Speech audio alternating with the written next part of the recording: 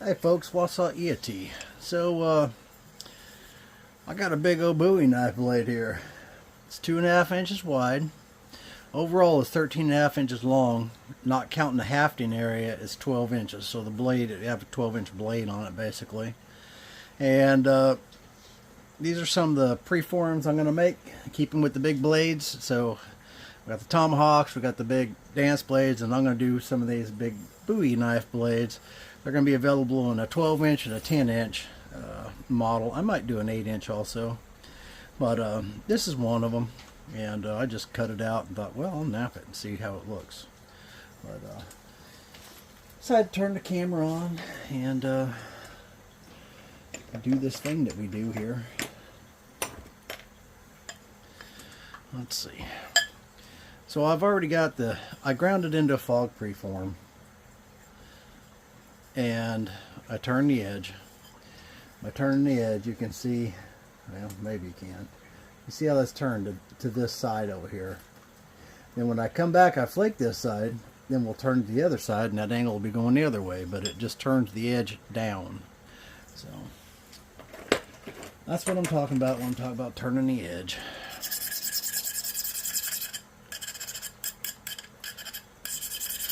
I've had a couple of people ask what I'm talking about when I'm talking about turning the edge.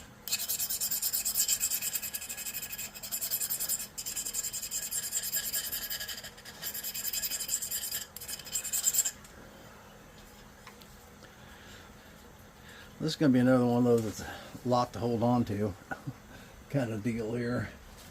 It is a big old blade.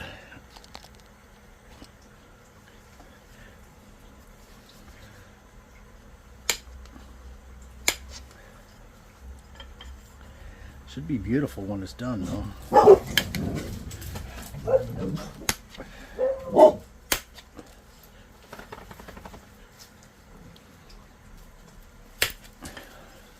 Somebody just pulled up.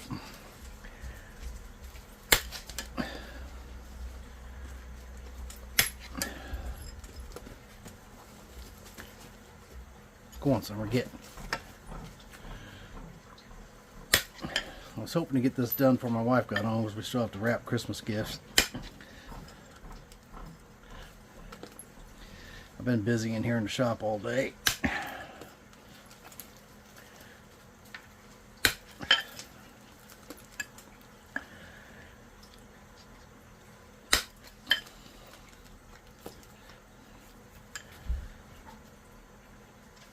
Let's see.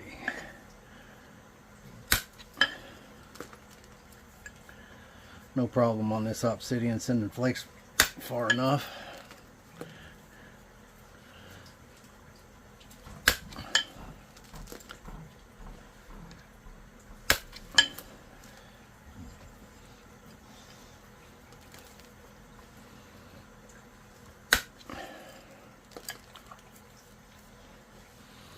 So the way this came about is, well, let's back up a second. So in the leather shop, over the past 16 years I've been doing leather work, 15, 16 years, something like that. I've designed and developed over 250 products and variations of products. And a lot of how that's happened is I've had customers request something that I didn't currently make, and if I thought it would be a profitable situation, then I would take the project on and I would make patterns for that. Because anytime you're doing one-off stuff, you're more or less losing money, because you have the design time and all that kind of stuff, and even if you're getting paid for design time, it just isn't enough. But anyhow, so that's how a lot of them projects and products came about. And this blade is no different, because I had a request for me to make a black Obsidian 12-inch Bowie knife.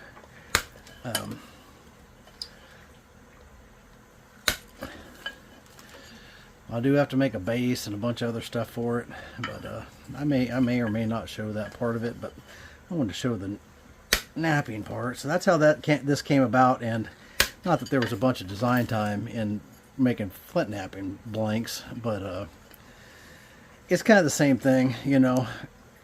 You get some of your ideas from your customers by their request. So this was a request for this big old blade.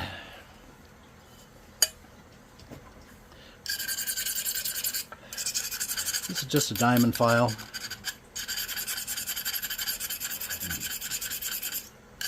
Now this is going to be hafted to a deer handle. At least that's the plan. So we'll see how that goes. It's going to need to be a big deer handle. Elk would probably be better, or I'd have to be a giant whitetail if it's whitetail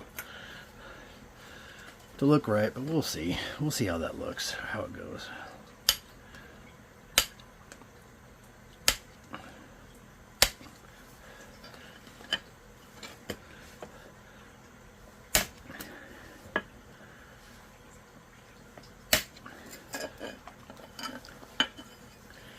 It is hard to hold on to these big blades, I'm telling you.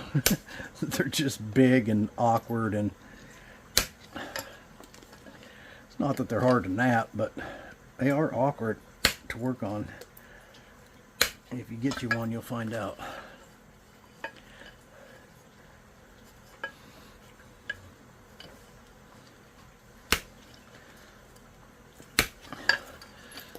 And this, he's a viewer, and on here, and you see me nap that big dance blade, and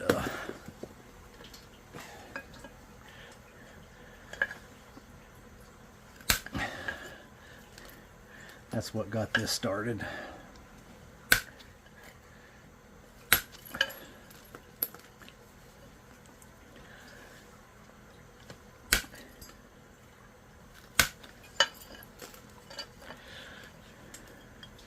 Crazy.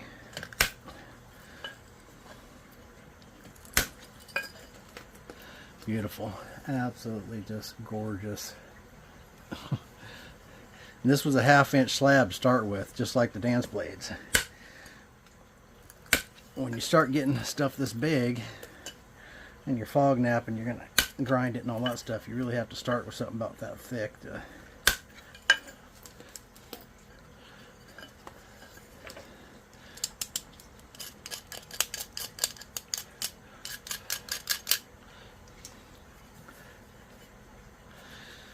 and being this big, I want it to have some mass to it, you know. You don't want some paper thin weakling blade. When you got something this big, you want something that's going to be like, wow. And if I have told you that I was going to make you some points, I am going to do that. That's probably going to be happening here next week, or later this week. Sometime after Christmas anyways. I'm going to start knocking those out. I've just been so busy that I haven't been able to do that. But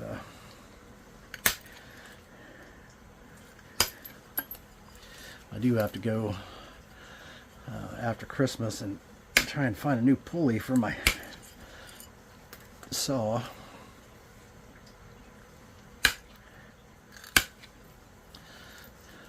Might be able to have my son cut me a key for it. The pulley, the little key that's in there, is gone. I don't know what happened to it, but it has left.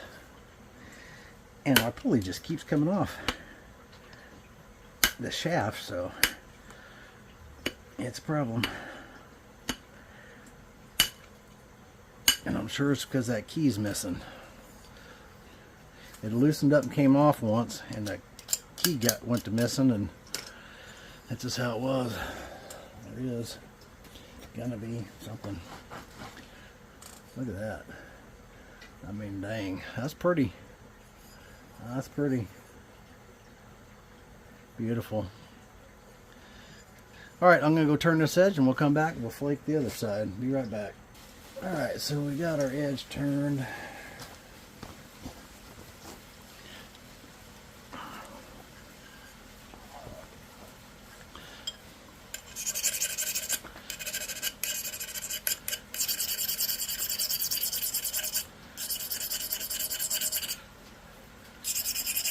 yeah, so some of these will be available here in the next few days. I got some marked out over there.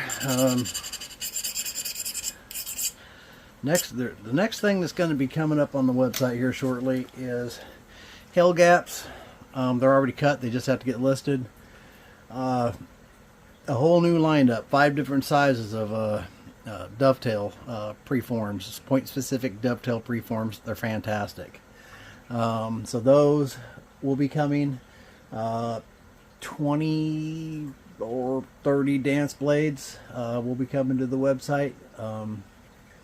I had to wait to this other customer order all of his, and he got them, and it was a bunch of them, and but I've got all his boxed up and ready to ship.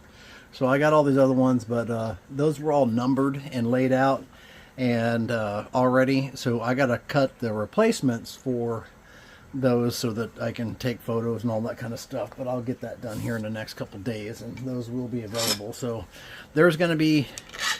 I've had a lot of stuff. I thought I'd be further along right now than what I am, because I really do need to get some stuff listed and get some things going here.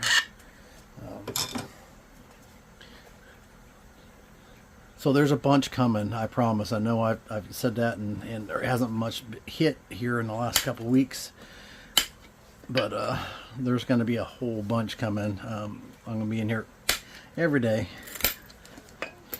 and I'm going to take a couple different point styles and just get them going. And oops, we're out of frame here. We're out of frame and zoomed way out and all kinds of craziness. So anyways, lots of stuff coming, and I'm going to try and do a napping video. Probably not too much fog stuff, but do some percussion napping. Although I do have some fog points to make for people too, so I don't know. So a couple of those might get filmed. I know one of them definitely is going to get filmed. I got someone I need to make a point for, and I won't announce that right now, but I will when I do the video. So, certain young man that I wanted to make a point for.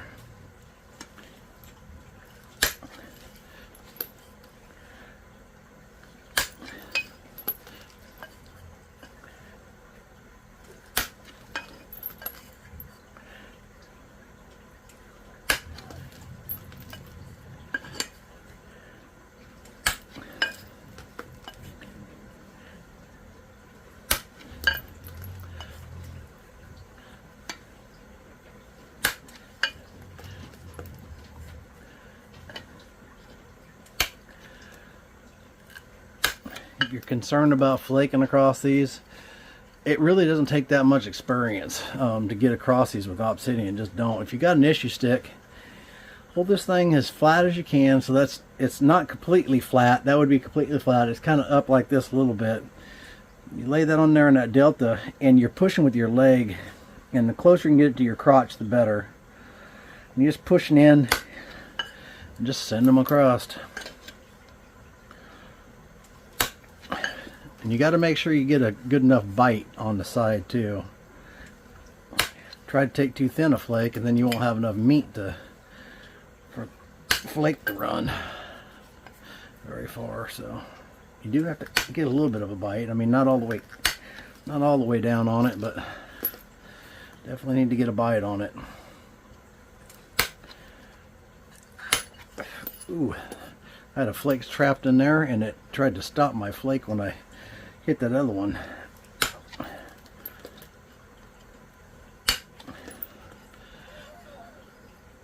Crazy.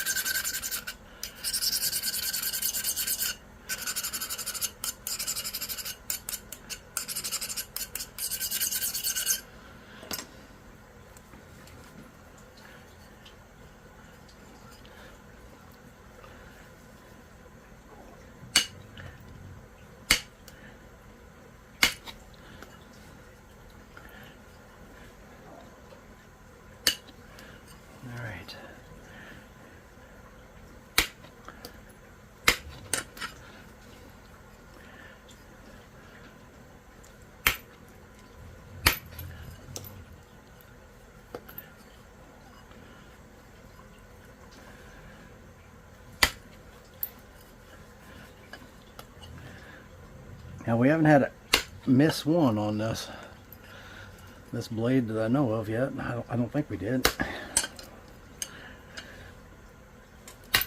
Ow! Yeah, that's in my finger. That's deep. Woo! That's really deep.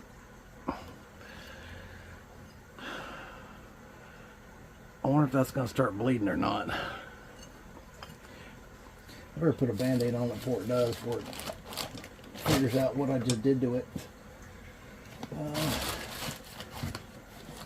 Where's my band-aid right there? I should have a glove on.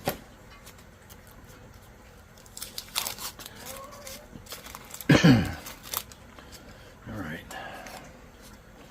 It actually didn't bleed. Well, blood a little bit, I guess.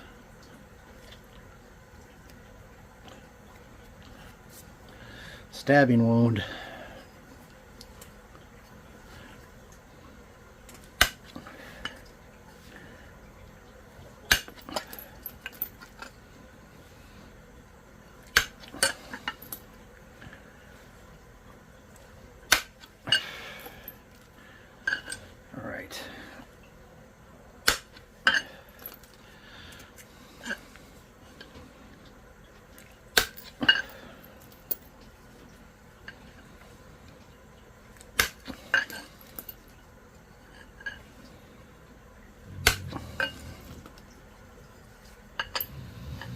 It's funny. When I first started beekeeping, I really didn't like to get stung. It really bothered me. And then I haven't worked them much this year at all. I mean, after my back, actually for the last over a year since my back surgery. And I don't even know what I got left in bees down there, to be honest with you. But I got to where I didn't mind being stung. I just like... In fact, I waited for the first sting. Sometimes I get, I always got stung when I'm working the bees. I usually just wear a pair of them nitrile exam gloves. And yes, bees can sting through those. They have a harder time stinging through two pair, but they can sting through those. The most stings I ever took it in one time, I mean, I took like 50 something all at once in a bee removal. First one I ever did. So I was cutting the cone. Out, and it was in a soffit by the people's front door. I was cutting the cone out of there, and there wasn't that many bees in the nest, but as soon as I opened that thing up, another hive showed up and started robbing it. And man, it was a mess. There was just thousands of bees. 10 more bees than you can even imagine showed up and started robbing out the hive. And anyways, I was cutting the cone was covered in bees. I mean, the cone was probably 2 feet long and 1.5 feet wide, and as thick as their cone is, and it was full of honey. It was very heavy, and I hadn't done one of those before. That was the first one I ever did. I had no idea how heavy that cone was going to be, and I took my knife and I cut that loose from the framing up above it, and that thing fell down, and the weight of it, it just kind of collapsed on me, and it fell against my chest and smashed a whole 1,000 bees against my chest. And they did not like that. And I had a suit on, but because it smashed up flat against my chest, they were able to sting me right through the suit. And I probably took 50, 60 stings, something like that. I didn't actually count them, but that's what I'm guessing it was. In that one moment, that wasn't the total amount of stings I took that day, but alright, well, I'm going to go knock these deltas off, and we're going to pick the edges, and then we'll finish this dude up. And I'll tell you some more bee stories or something, I guess. Okay, so I kind of went down a little too far on here, but it's okay. Knock those deltas off. It was hard to get this over to the grinder when it's this long and at an awkward angle and all that, but we managed.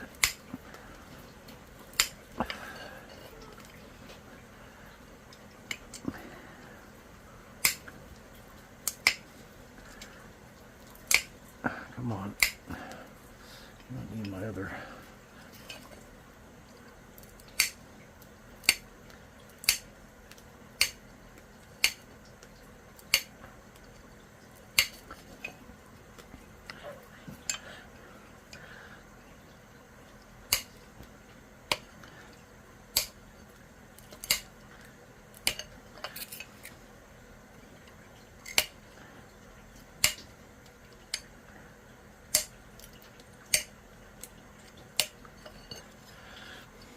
Just pick this edge off, both sides all the way around,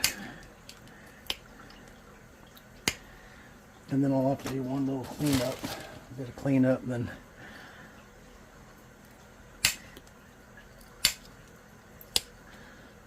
as long as I don't do something goofy.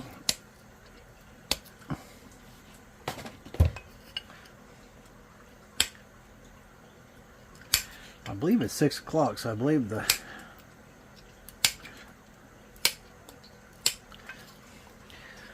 giveaway has ended. So I'm gonna pick the winner here shortly.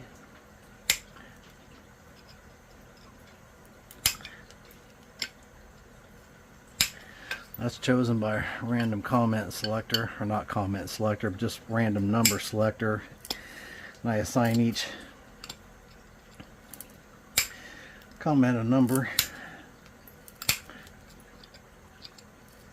excluding any comments that I make, of course.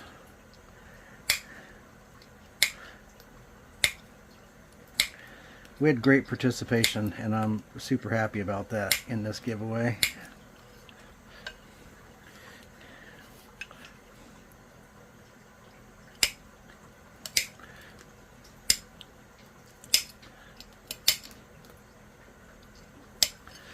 People seem to be really interested in that, and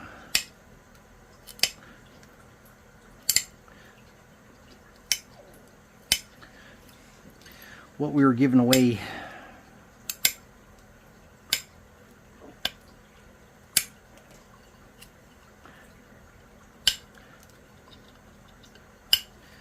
I always wondered why, like when I first started doing the giveaways, I thought, well, I should get a lot of participation. There really wasn't.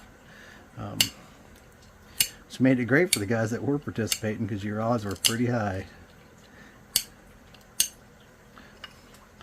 But that's just beautiful, right? And I love the flake scars on black obsidian.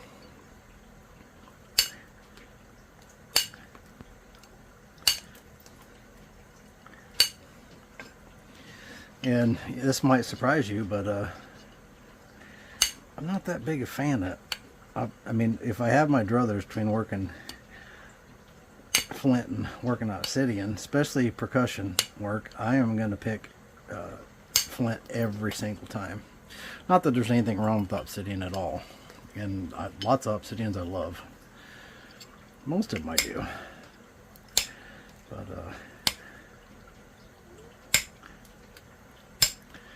plain old black is one of my favorites. Plain old black mahogany. I do really like the Armenian obsidian, that dragon skin, or whatever it is that he calls it.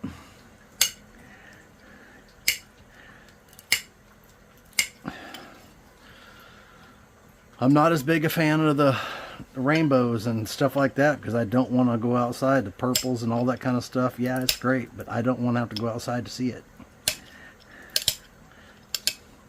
I know some of them you don't have to, but most of them, 99% of them, seems like you do. Put it in the case and they all just look black anyways.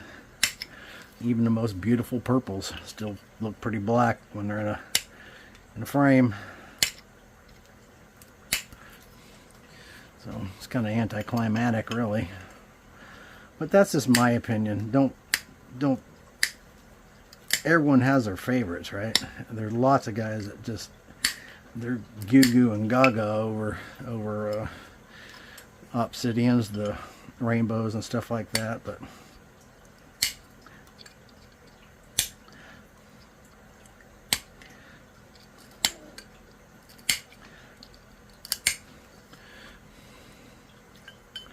I just prefer working flint.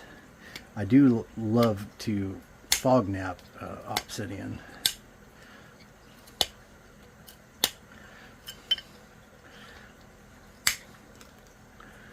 Or just regular slab nap, because it's easier to chip, so it's just easier on me when I'm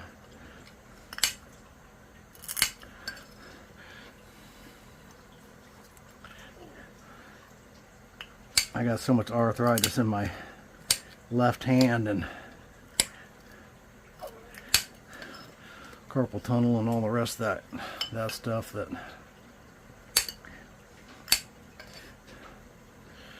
I kind of quit napping slabs because it was so hard on me, physically anyways, with my this finger and this finger is just full of arthritis, and it really gets to bother me when I do a lot of pressure flaking, like making multiple passes and stuff on slabs. But the fog napping cuts out a bunch of those passes, right? It makes it a little less physical, I guess is the way to put it. This is a big old blade. I wonder what it's going to look like hafted. It's probably going to look pretty killer.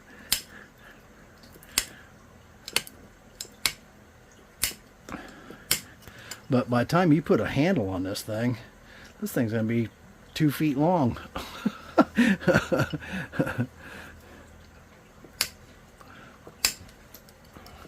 Got a Crocodile Dundee knife going on.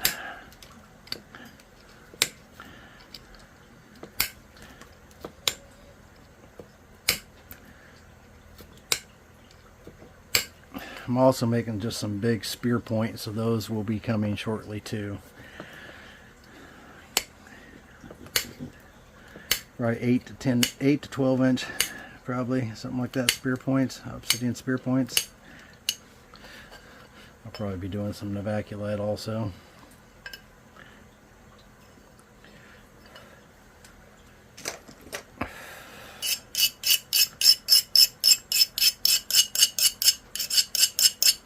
Not over abrading this, I'm just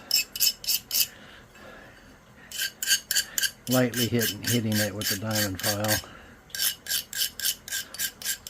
Basically just knocking off any loose stuff for the most part.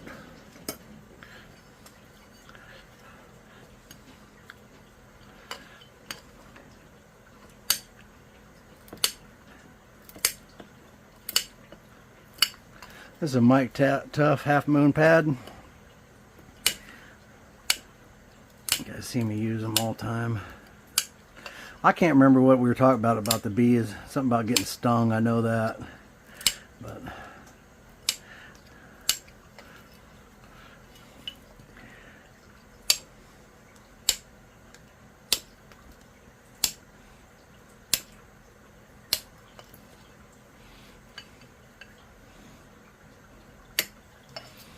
this year, this summer, spring, I'll be getting back into my bees.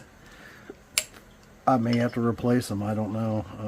I haven't, like I said, I don't know what's happening out there. I'm going to go out there and put a feeder on top and put some sugar in there.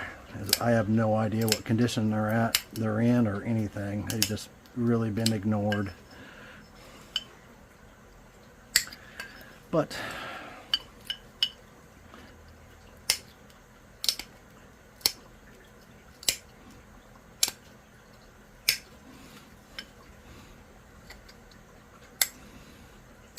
it's a shame too, because this year would have been a big honey year.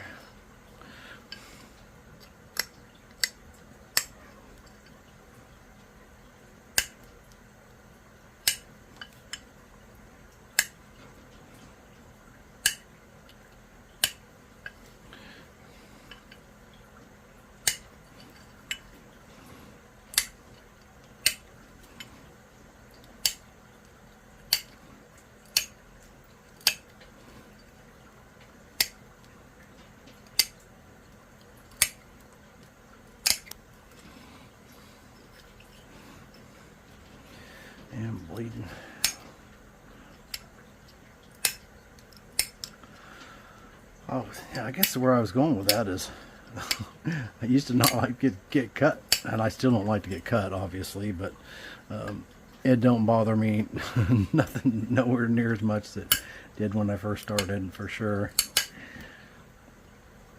It just ain't no big deal. Sometimes I got 3-4 cuts on top of each other. It looks like multiple X's, so many cuts in one spot.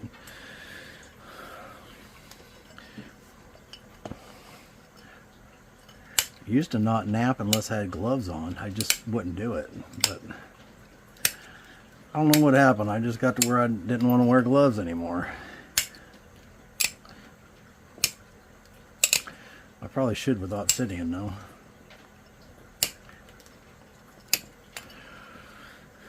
When I finish this, I'm going to shoot that video for the giveaway, because I believe it's after 6, and I believe that's when we said we were going to cut it off.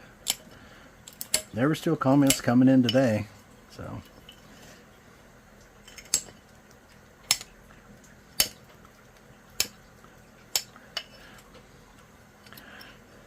I probably should have just stiffened that up a little bit more, I guess.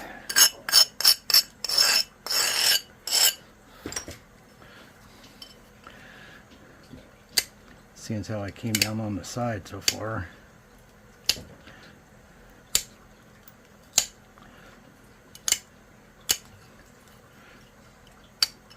Yeah, I'm going to have to clean this edge up after the mess I've made.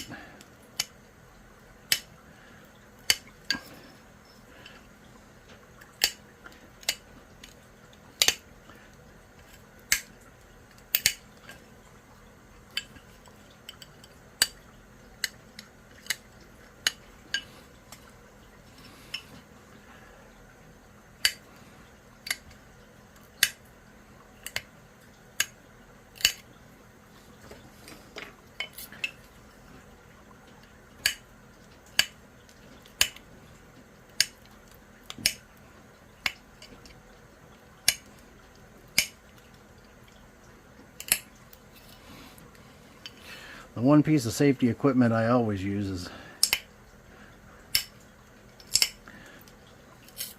glasses.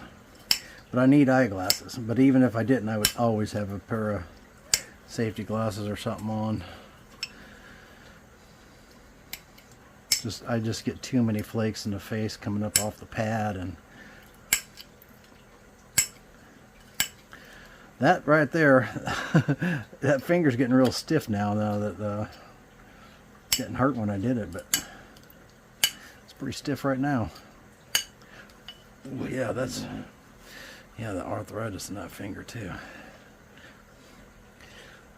Pressing with that thumb to hold this thing in place. All right, so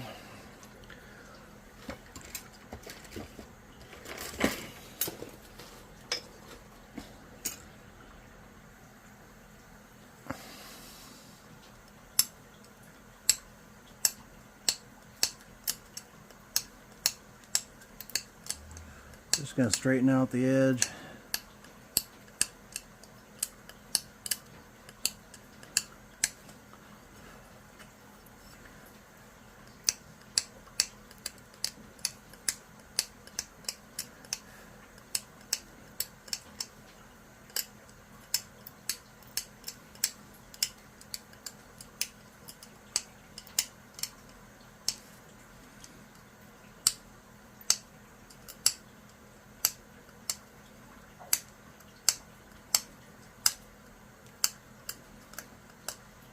Basically knocking any of these big serrations off just to make the edge look cleaner.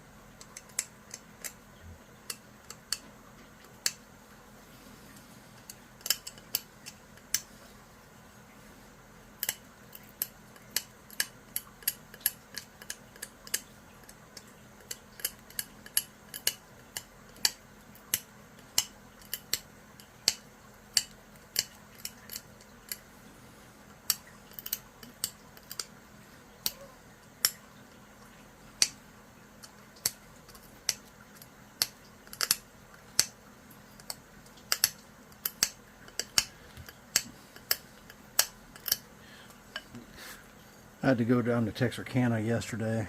My sister had called the day before, and her Jeep has been down there at the dealership for, she got an older Jeep, I think it's a 2000, I don't know what year it is. Anyways, it's a nice Jeep, but it's got issues. And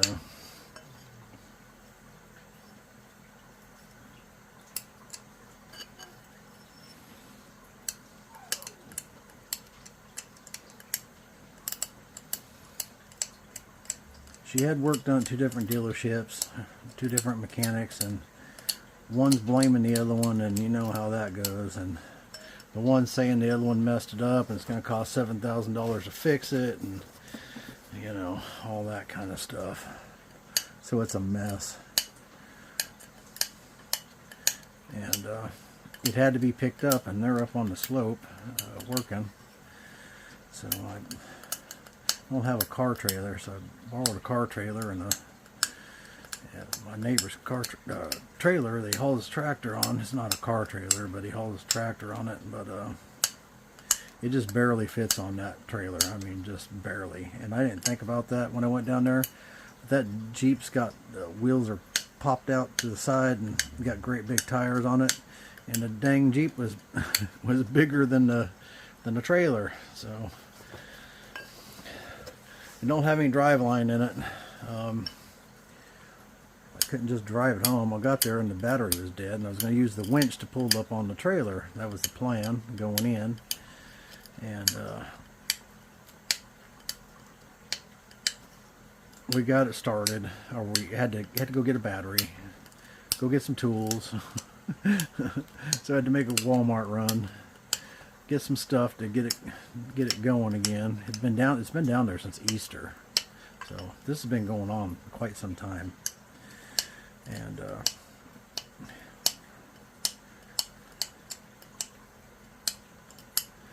got the battery put in and got it started, and I thought, you know, I wonder if this thing's got both drive lines out or just the one. And I seen the long one, the rear one, sitting in the passenger seat, and I thought, I don't see the front one. So I crawled in there and looked. It was still there, and I thought, well, heck, I'll just put it in full drive, and I just don't need the winch. I can just pull it up on the trailer with the in 4 high, you know. And I've brought vehicles home many times when I lost drive line up in the mountains and stuff, and drove out and pulled that one or wire it up or whatever, and then drive home on the front one. But anyway, so we got it all lined up to put on the trailer, and my nephew Connor says, it ain't gonna fit. I said, what do you mean it ain't gonna fit? He said, the Jeep's like 8 inches too wide. And I thought, oh, good grief. And I thought about it, and I thought, well, maybe I can pull the one tire up on the rail and have it sitting cockeyed like this. But my neighbor, he's an older fella, and he had welded a couple pipes on the other side that he uses to grab a hold of when he's climbing up on the trailer. And had I done that, when the Jeep kicked over, it would have kicked the Jeep right into those metal pipes that were welded on the trailer, so that wasn't an option. And we flat tow our Jeep, but of course that has to be set up for that. And anyway, so I thought, well, maybe I can get a U-Haul car trailer, and those were too narrow also. And I thought, well, maybe I can do it on a car dolly, but then Jeep said that you can't do that. Can't put a Jeep on a dolly.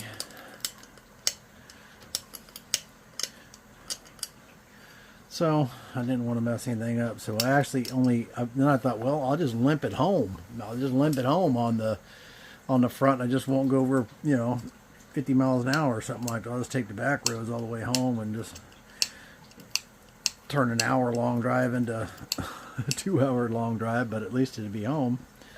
And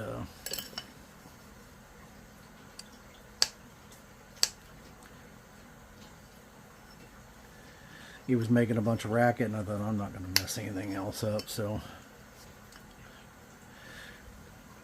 I actually only got to move it about, they were going to have it towed because they decided they didn't want them to fix it because of all the mess that was going on. So they said, well, you got to get it out of here, we're going to have it towed. And they're, of course, they're up on the slope, so I had to have someone do it. So that's what I was trying to do. So I left early yesterday morning, and didn't actually make it back home till 3 o'clock, and I still didn't get the Jeep home. So mission was not accomplished. Okay, so I had someone ask me, I said, mink oil, what are you doing with mink oil? Does it just make it shiny? No, it don't. It's not going to get any shinier than what it is. But what it does do is any little bitty tiny fingernail hinges, this gets underneath there and it hides those dudes. At least it helps. The other thing it does, it makes the blade really slippery when you're trying to do this part.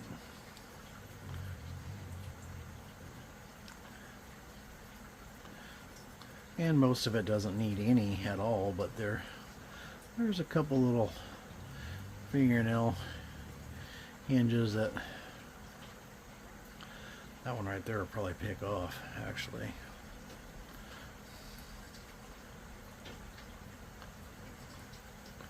Just to get that underneath there.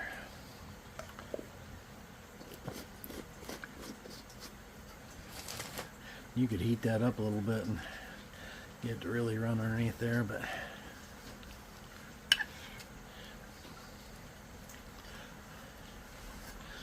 that's a pretty blade. Absolutely beautiful. Yep. Pretty stuff right there. I don't know when this video is going to be released. It is a little bit translucent around the edges, but there's our big old Bowie knife. Put a big old elk handle on that dude. Yeah. Sweet. Yeah. It's not exceptionally sharp, but it would cut you. Alright, well, I appreciate y'all watching. I hope you enjoyed that. And these are going to be coming to the website. And I think the next one I could probably do a better job on. It's not bad, but I could do a little better, I think. So, alright, I appreciate y'all watching. We'll catch you on the next one. Y'all keep napping, and Merry Christmas. I hope you guys are having a good one and enjoying it with your family and eating lots of turkey and ham and green bean casserole and all that good stuff we're going to have. I'm really looking forward to it. And gravy, stuffing, man, yeah. Alright, y'all keep napping. Catch you on the next one.